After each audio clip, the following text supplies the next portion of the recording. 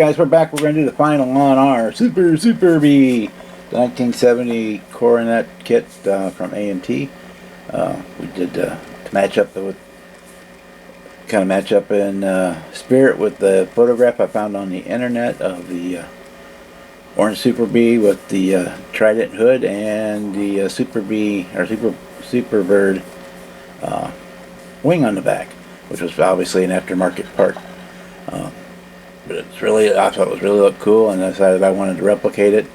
And since I was using the kit that was already a Pro Street kit, we went with the Pro Street version of that car. So we have the that's where we went. So we have the big wheels and tires on the back, and we have the little skinnies on the front. And those were printed for me by Lieutenant Dan. I'm gonna thank him very much for those.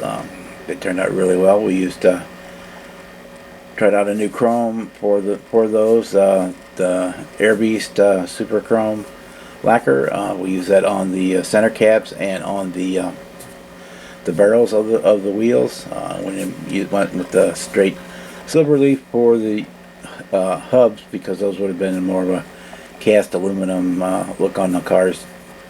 So that all worked out really well. That Air Beast Super Chrome doesn't give you quite a mirror finish, but it gives you a really good scale chromy look. I mean, and the bumper was also done, the rear bumper was also done in that same Air Beast Super Chrome. We used the raised decals for the badging and graphics on this car. Those worked really well.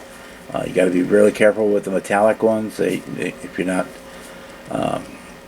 rough handle them, they will flake off. The metallic ink will flake off the decal sheet, and so we had to work with that a little bit and do little touch-ups on those. But other than that, everything worked out great there. We got our Pentastar on the fender like it should have. We got our what I call the C-stripe Super B badging on the side there, and we used the Tropical Glitz Cheeto Fingers was the actual color paint that I used.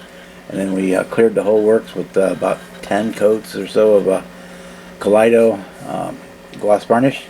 What I do is I mix up 10 milliliters, probably 9 parts of the varnish to 1 part of the thinner retarder, and I spray coats until I use up that 10 mil.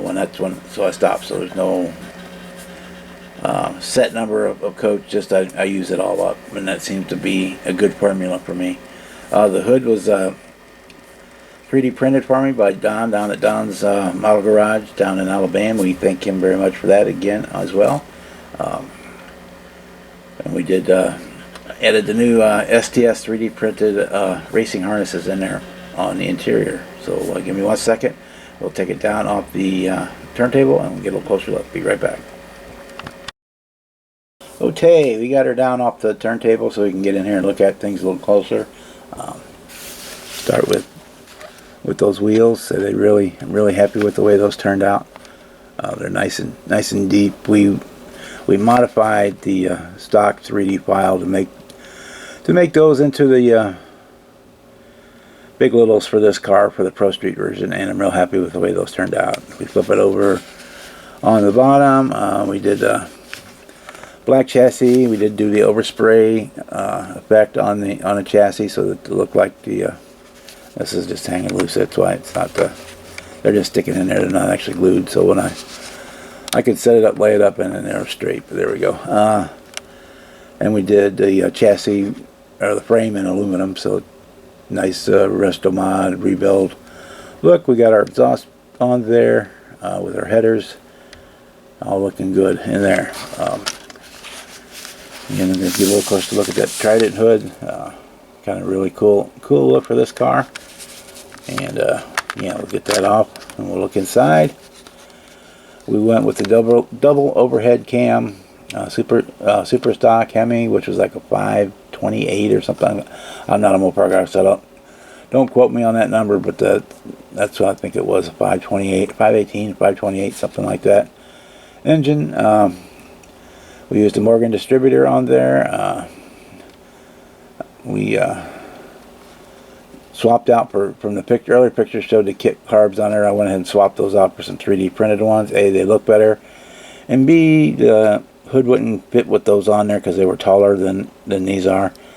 So we put them on there. But then I did attach the air breathers on both sides that would go onto those, or on there with magnets for there, because again, with those on the engine, the hood wouldn't close. So we got that. We do have upper and lower radiator hoses stuck in there. I don't know if you can see them, but they are there. So for the interior, we did those new STS 3D printed harnesses. They're really nice. They give you a whole series of different brands, badges for those, so you can put on. I think I put the Simpsons on this one, on these. And we use the raised decals. There's better pictures of the interior in the previous video, and I'll put some in here as well. But yeah, the interior turned out really nice. The steering does operate, but we'll probably just leave it in straight. We'll see. When we take pictures, we may alter that a little bit. But yeah, that's really happy with the way that turned out. And it's basically exactly what I had envisioned for that build, from just seeing that one picture on the internet. And it was the only picture one I could find that had the wing on it, so it was kind of like a unique deal. So with that, I want to thank everybody for watching and coming up, following along on the builds. And hope you can check us out on Wednesday on our live streams, or if we fill in for Brian on Saturday nights. And with that, I want to say good morning, good evening, good night, depending where you are in the world when you watch this video. And we'll see you next time, guys. Bye.